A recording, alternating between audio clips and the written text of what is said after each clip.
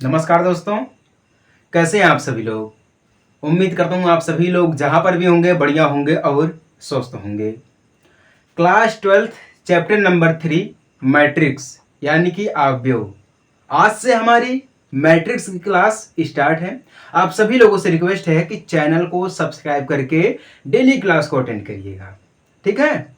और आप सभी लोगों को पता है मैं यूपी बोर्ड से समझाता हूँ और हिंदी भाषा में, बिल्कुल हिंदी भाषा में, आसान शब्दों में, ठीक है।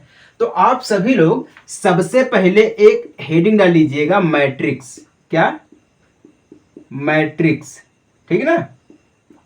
मैट्रिक्स जिसको हम हिंदी में बोलते हैं अवयव।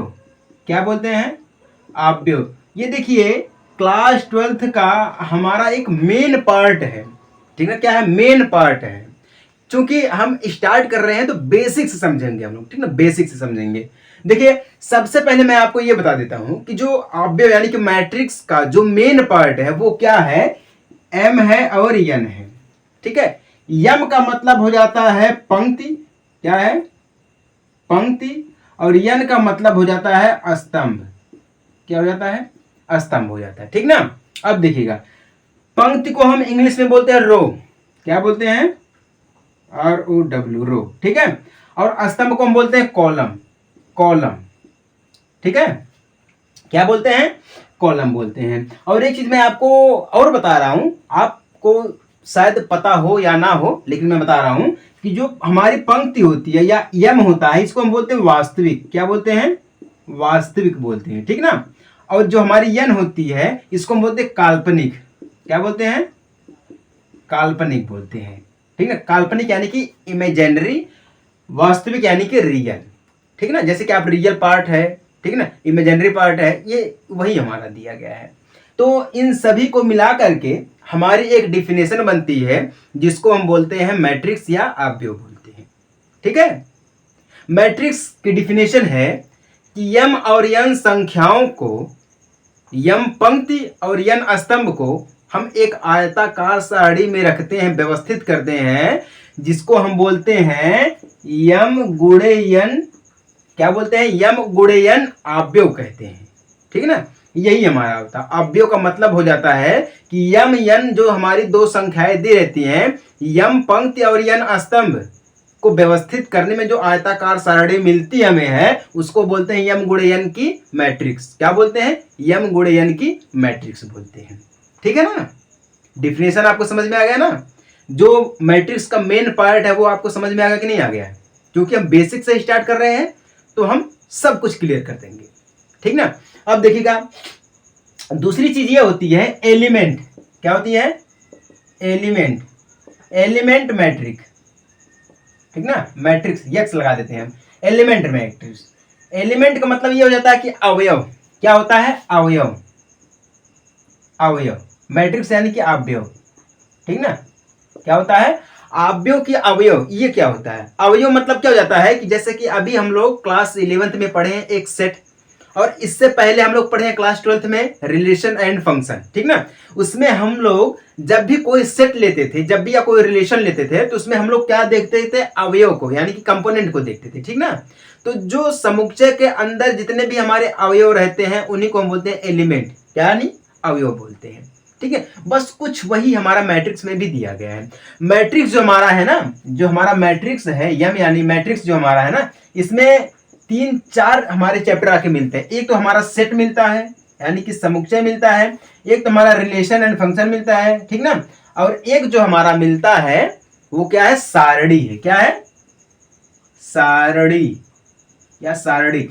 ये हमारा चैप्टर मिलता है जो कि हमारा क्लास 12th का चौथा चैप्टर है, सारणी। मैट्रिक्स में मिलता है, ठीक ना।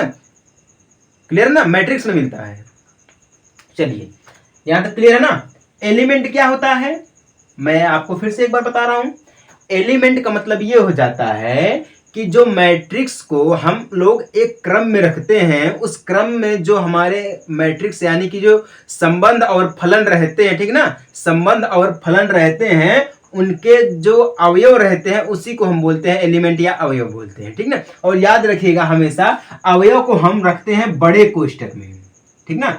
मैथमेटिक्स के बड़े कोष्ठक में हम हमेशा रखते हैं अवयव को, यानी कि एलिमेंट को, ठीक है। एक एग्जाम्पल के साथ मैं आपको समझा रहा हूं कि मैट्रिक्स बनता कैसे हमारा है। ये क्लियर है ना?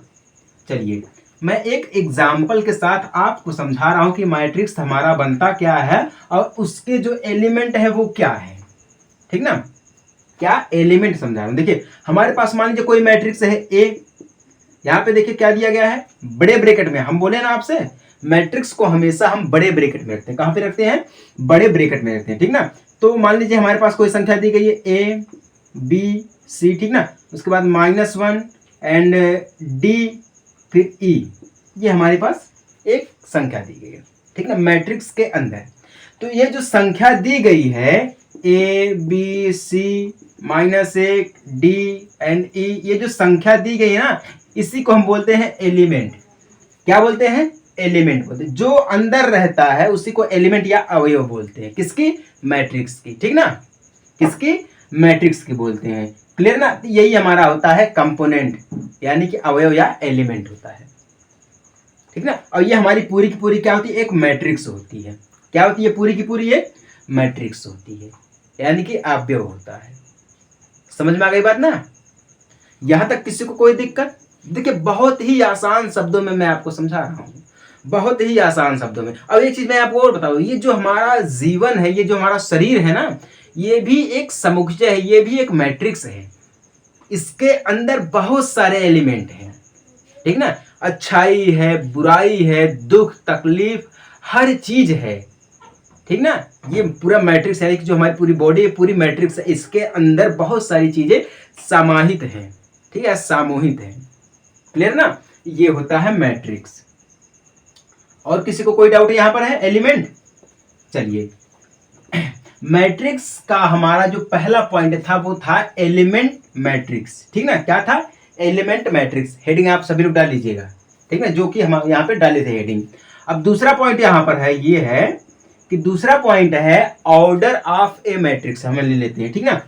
Order of A matrix. ठीक ना? ऑर्डर ऑफ ए मैट्रिक्स हम बोलते हैं अवयव का क्रम या कोटि। क्या बोलते हैं हिंदी में इसको? अवयव का क्रम या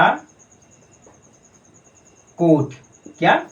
अवयव का क्रम या कोटि, यानी कि ऑर्डर ऑफ ए मैट्रिक्स। ये क्या होता है, ये आपको मैं समझा रहा हूं।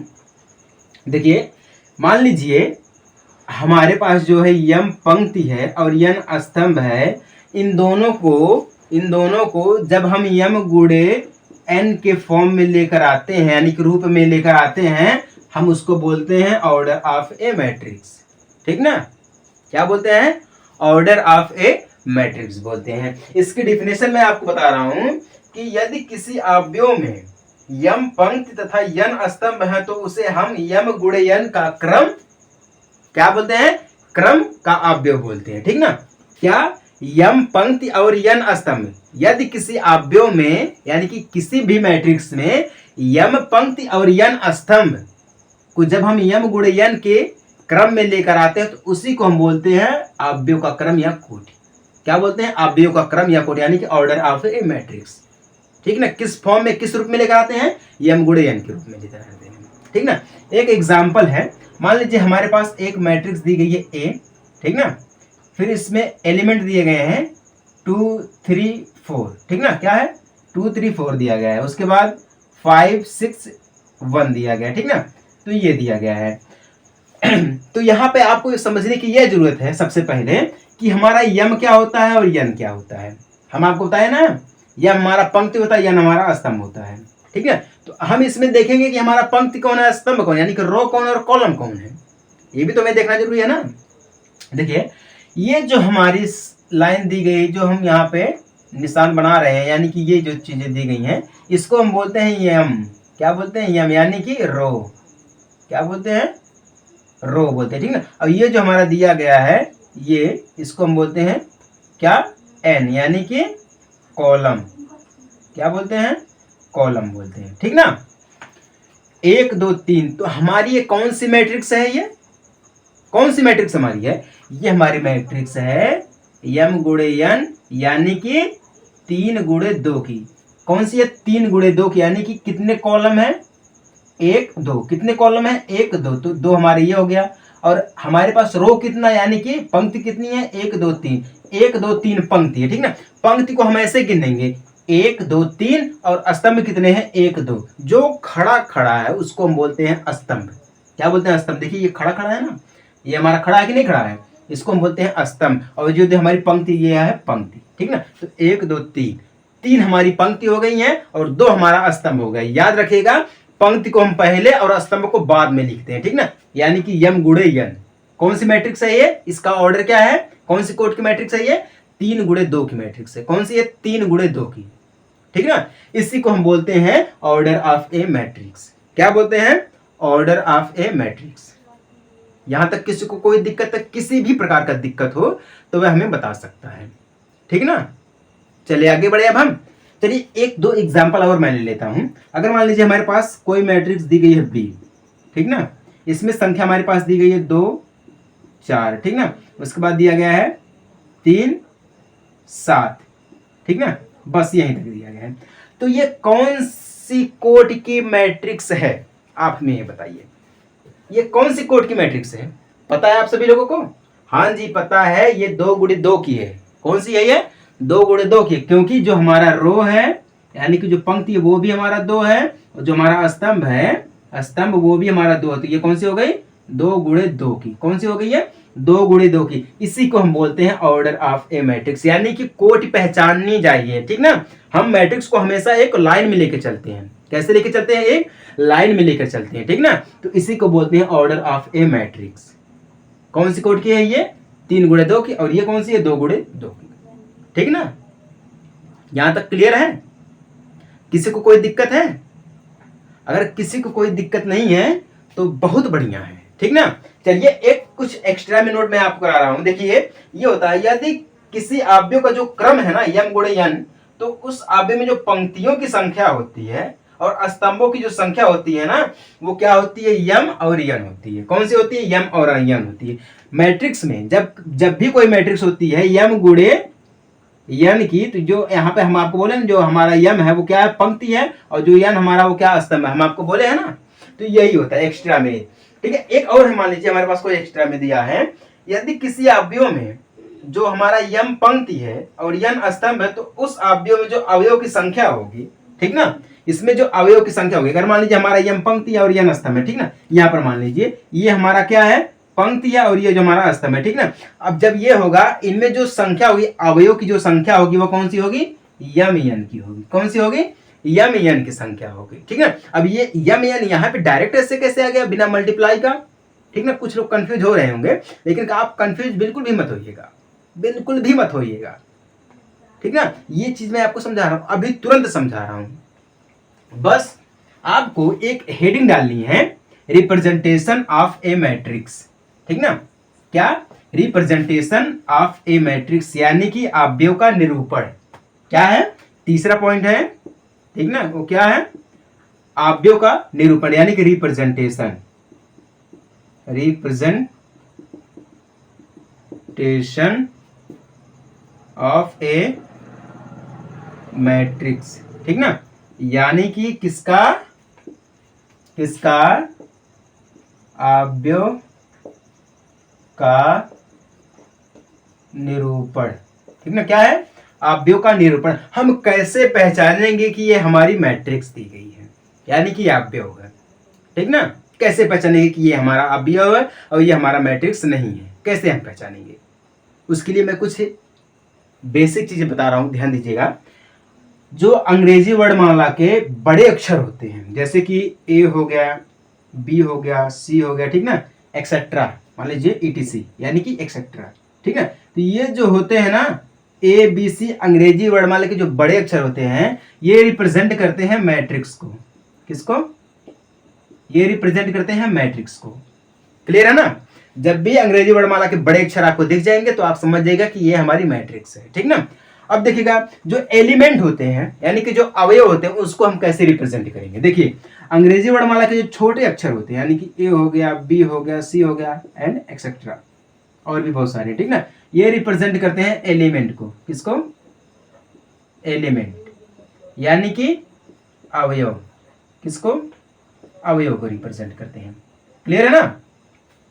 अंग्रेजी वर्णमाला के जो बड़े अक्षर होते हैं वह रिप्रेजेंट करते हैं किसको? मैट्रिक्स को। और अंग्रेजी वर्णमाला के जो छोटे अक्षर होते हैं वह रिप्रेजेंट करते हैं अवयव को। ठीक ना? किसको?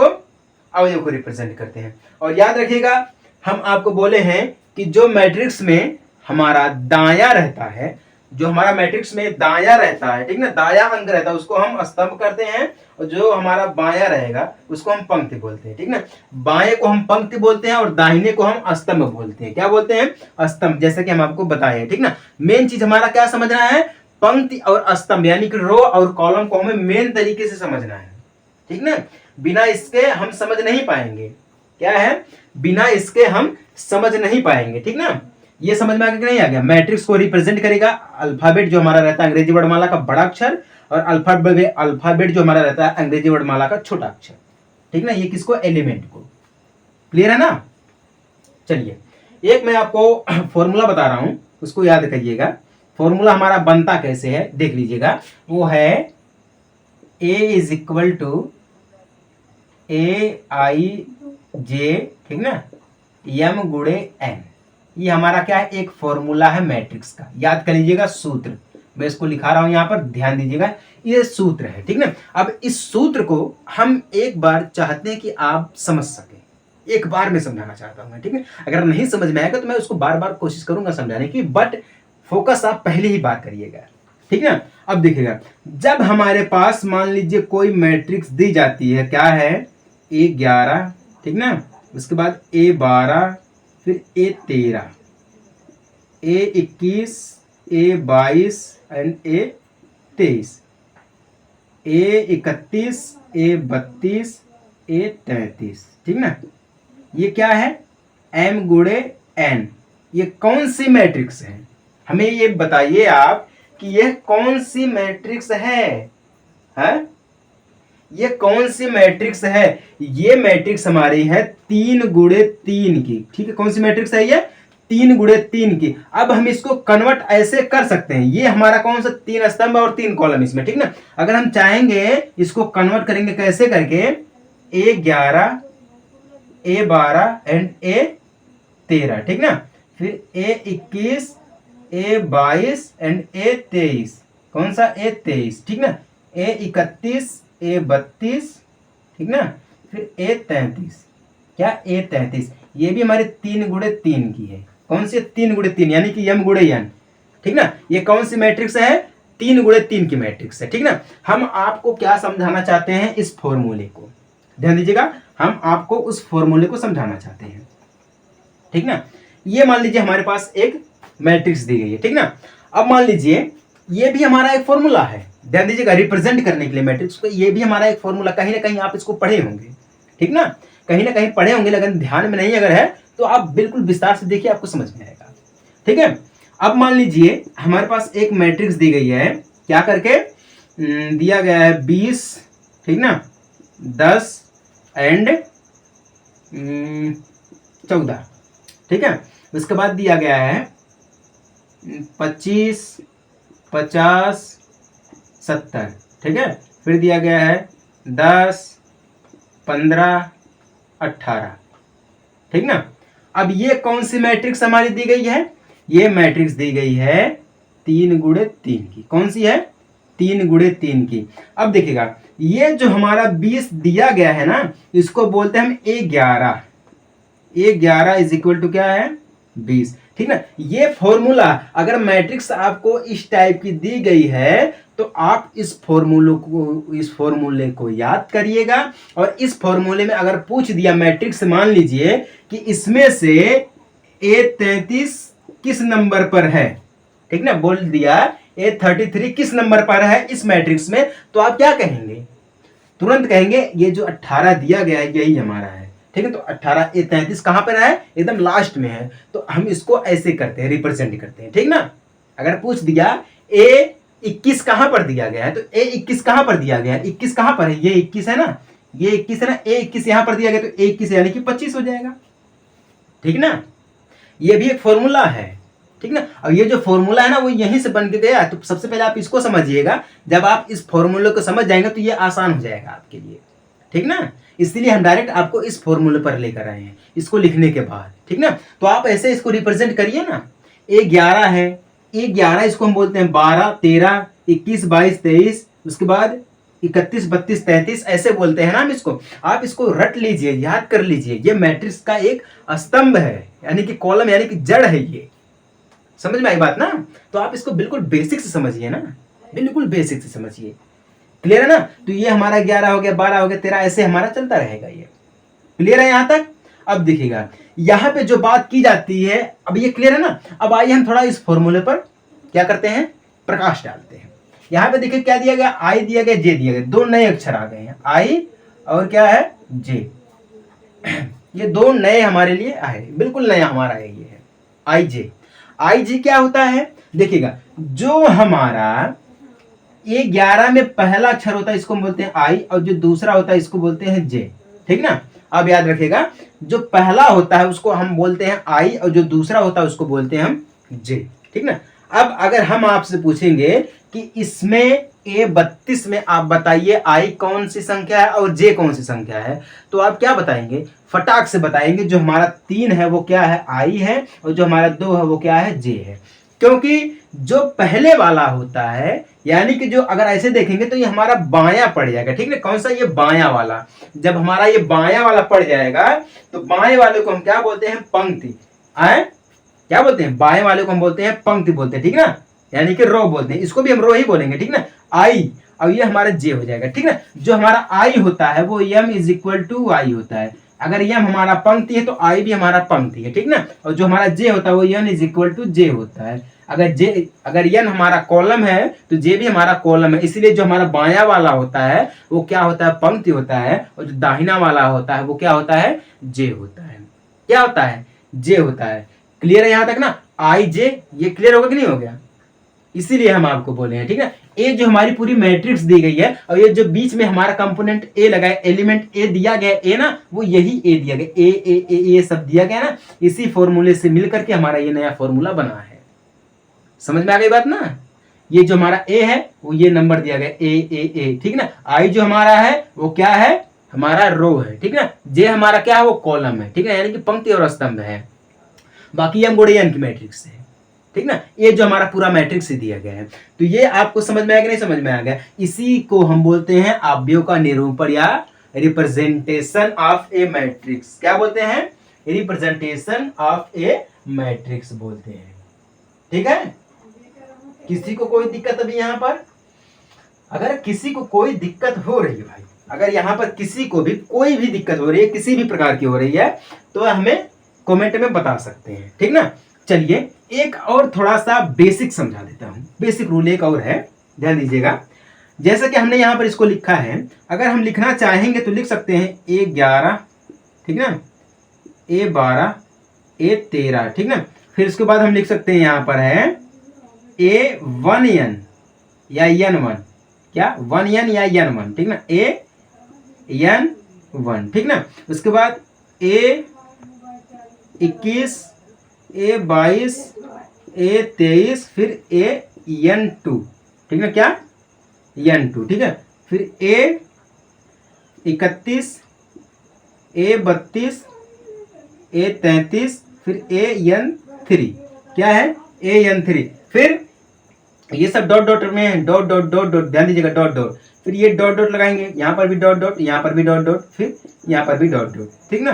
तो ये जो हमारा बनेगा AM1, क्या बनेगा, AM1 बनेगा, ठीक ना। उसके बाद ये जो हमारा बनेगा AM2 बनेगा, ये AM3 बनेगा, और ये जो बनेगा AMN बनेगा, ठीक ना। क्या बनेगा, AMN बनेगा, ठीक ना। ये हमारा एक मैट्रिक्स आ जाता है। कौन सा है, ये हमारा है MN का है। कौन सा है, MN का है। कौन सा है, ये यम गुणन का अवयव, ठीक ना। इसको व्यापक क्वेश्चन, हम इसको बहुत ही जबरदस्त लिखते हैं, ठीक ना। इसको हम पूरा का पूरा क्या लिखते हैं, पूरा का पूरा लिखते हैं A is equal to AIJ, ठीक ना, AIJ लिखते हैं। क्लियर है ना, क्या लिखते हैं इसको हम पूरा का पूरा इस पूरे फॉर्मूले को हम इतने बड़े में लिख सकते हैं। ठीक ना। अब देखिएगा, ये जो हमारी पूरी की पूरी लाइन दी गई है m1 m2, ठीक ना, इसको हम क्यों लिखे हैं? क्योंकि ये हमारा एक पंक्ति है। क्या है ये? पंक्ति है। ठीक ना। तो पंक्ति को तो हम ऐसे ही लिखेंगे। और ये जो हमारा एक स्तंभ दिया गया, क्या स्तंभ है, तो n जो हमारा स्तंभ रहता है तो हम इसको एक स्तंभ में लिखेंगे। ठीक ना। नहीं, बहुत लोग ये सोच रहे हैं कि सर अगर ऐसे देखेंगे तो पंक्ति, ये हमारा क्या n आ गया है, n आ गया। नहीं, अगर हम ऐसे देखेंगे तो ये हमारा पूरा का पूरा पंक्ति आएगा, पंक्ति आएगा, ये भी तो हमारा पंक्ति में आएगा। नहीं तो अगर ऐसे देखेंगे तो ये हमारा स्तंभ में, ये भी स्तंभ में, ये भी स्तंभ में। ठीक ना। तो इसीलिए हम इसको पंक्ति और स्तंभ में कर दिए हैं। क्लियर है ना। अब इन सभी फॉर्मूले को, ठीक ना, इन सभी फॉर्मूले को जैसे कि यहाँ पे दिया गया है, तो इस फॉर्मूले को हम इतने रूप में, और ये जो सब फॉर्मूले मिलाकर दिए गए हैं हम इसको इस रूप में देखते हैं। ठीक ना। यही हमारा होता क्या? रिप्रेजेंटेशन। समझ में आई बात? अगर आपको ये समझ में आ गई है तो बहुत ही बढ़िया है, बहुत ही बढ़िया। ठीक ना। जो हमारा आई और जे होता है, आई एंड जे जो हमारा होता है, ठीक ना, ये हमारे क्या होते हैं? एक कंपोनेंट यानी कि एलिमेंट यानी कि अवयव को रिप्रेजेंट करते हैं। किसको? अवयव को रिप्रेजेंट करते हैं। ठीक ना। किसको रिप्रेजेंट करते हैं? अवयव को रिप्रेजेंट करते हैं। समझ में आ गई बात? अगर समझ में आ गई है तो बहुत ही बढ़िया भाई, बहुत ही बढ़िया हमारे हिसाब से। ठीक ना। चलिए, समझ में आ गया? यहां तक अगर किसी को कोई दिक्कत है, देखिए हम आपको छोटे छोटे पार्ट में समझाना चाहते हैं जो कि आप बहुत ही बढ़िया से समझ सकते हैं। और बाकी सभी का एक प्लेलिस्ट बना है, हर चैप्टर का प्लेलिस्ट बना है। आप एक चैप्टर का जो प्लेलिस्ट खोलेंगे उसमें सारे के सारे आपके जितने भी डाउट रहेंगे वो सारे के सारे उसमें सॉल्व कराए हुए मिलेंगे। ठीक ना। तो उम्मीद करता हूं आप यहां तक समझ गए, और समझ गए तो बहुत बढ़िया बात है। और बाकी चलिए मिलते हैं हम आपसे अपने अगले एक छोटे से ब्रेक के बाद। तब तक के लिए जय हिंद, वंदे मातरम।